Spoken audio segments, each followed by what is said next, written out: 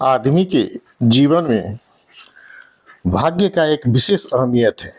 मैं यह नहीं कहता कि आप कुछ ना करें और भाग्य के भरोसे बैठे रहें, कतई नहीं।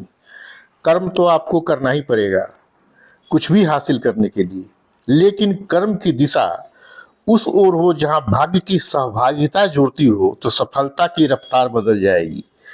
लेकिन तब समझना होगा परिस्थितियों को, कद्र करनी होगी उन अप्रत्याशित घटनाओं से जो आपसे जुड़ना चाहती है, जो घटित होती है आपके साथ। अगर उसके साथ हो लिए तो आकाश छू लेंगे, और उसे नज़रअंदाज किया तो जहाँ है वहीं पड़े रहेंगे।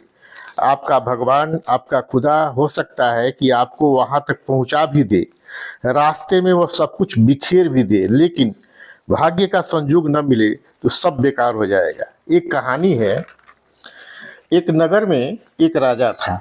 उसने दरबारियों को नगर में भेजकर एक सर्वे कराया। सर्वे इस बात का कराया कि कोई आदमी ऐसा तो नहीं जो अभाव की जिंदगी बसर करता हो, मुफसली गरीबी में जी रहा हो। सर्वे करने वालों का 4 ग्रुप बनाया गया और सब ग्रुप को अलग अलग अपने अपने तरीके से सर्वे करने का भार सौंपा गया। कुछ दिन के बाद चारों ग्रुप ने अपना अपना रिपोर्ट जमा किया। रिपोर्टों में विभिन्न प्रकार की असमानता थी। किसी का रिपोर्ट भी दूसरे से मेल नहीं खाता था, लेकिन चारों ग्रुप के सर्वे रिपोर्ट में एक बात कॉमन थी, बिल्कुल एक जैसी थी, और वह समानता थी एक छोटे से बनिए की। वह छोटा सा बनिया आर्थिक रूप से ज़्यादा लाचार था। राजा ने अपने मंत्री से कहा, इस लाचार बनिया की मदद कर देनी चाहिए। अगर राजा उसे घर पर बुलाकर मदद करता तो हो सकता है बनिया के स्वाभिमान को ठेस पहुंचता। इसलिए राजा ने मंत्री से सलाह मशविरा किया और एक दिन शाम में बाजार बंद करवा दिया, रास्ता खाली करवा दिया जहां से वह बनिया गुजरता था।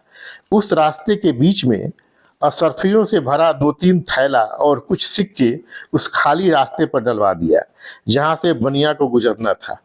राजा और मंत्री छुप गए और प्रतीक्षा करने लगे उस बनिया के आने का। उनको उम्मीद थी कि वह इधर से गुजरेगा और असरफिया और सिक्का पाकर खुश हो जाएगा और इस तरह उसकी गरीबी दूर हो जाएगी, हालात बदल जाएंगे। बनिया घर से निकला, उस रास्ते पर चला। थोड़ी दूर चलकर वह रुका। उसने रास्ते को देखा, फिर उसने अपना गमछा अपने कंधे से उतारा और अपनी आंखों पर पट्टी बांध लिया। धीरे धीरे अंधे की तरह चलता हुआ वह वहां से आगे निकल गया जहां असरफियां और सिक्का पड़ा हुआ था। वह वैसे ही चला जा रहा था, आगे बढ़ा जा रहा था अपनी धुन में। राजा को बड़ा गुस्सा आया। उसने सिपाहियों को बोला, पकड़ कर लाओ उसे। सिपाहियों ने उसकी पट्टी खोली और घसीटता हुआ राजा के पास लाया। राजा ने पूछा, तुम आंख पर पट्टी बांधकर सड़क पर क्यों चल रहा था?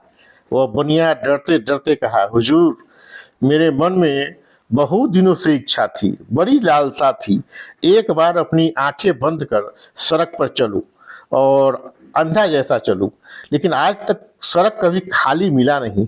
आज भाग्यवश संजोग से सड़क खाली था तो सोचा अपना अरमान पूरा कर लूं, अपनी अभिलाषा पूरा कर लूं। राजा और मंत्री उसकी बात सुनकर अपना माथा पीट लिया। यही भाग्य है दोस्तों। हम सबको कभी न कभी मौका मिलता जरूर है। कोई न कोई हमारी जिंदगी में मसीहा बनकर आता है। कोई न कोई किसी न किसी रूप में आता जरूर है, लेकिन हम उसको पहचान नहीं पाते, उसकी कदर नहीं कर पाते, और यही भाग्य है दोस्तों।